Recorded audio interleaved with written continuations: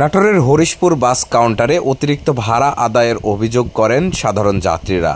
এ বিষয়ে তারা সেনাবাহিনীর টহল দলের কাছে অভিযোগ জানালে দ্রুত সেনা টহল ঘটনাস্থলে উপস্থিত হয়। পরে সেনা সদস্যদের উপস্থিতিতে বাস কাউন্টারের স্টাফরা ভুল স্বীকার করে এবং স্বতঃস্ফূর্তভাবে যাত্রীদের থেকে নেওয়া অতিরিক্ত ভাড়া ফেরত দেন।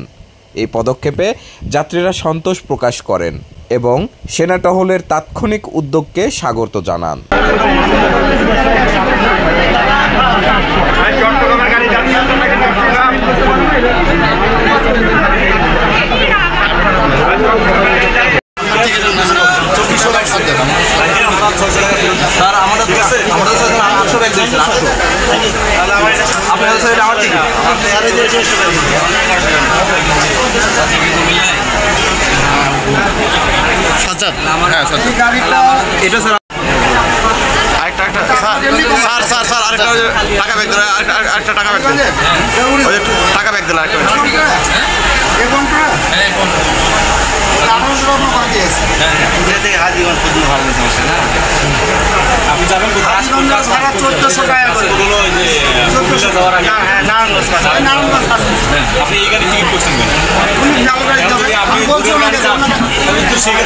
ডোনেশন দিয়ে যাইতে হবে।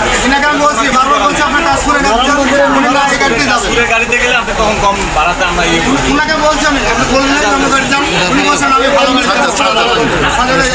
যদি এটা যদি আপনার ভোগের গাড়ি সেক্ষেত্রে তো আপনাকে দিতে হবে।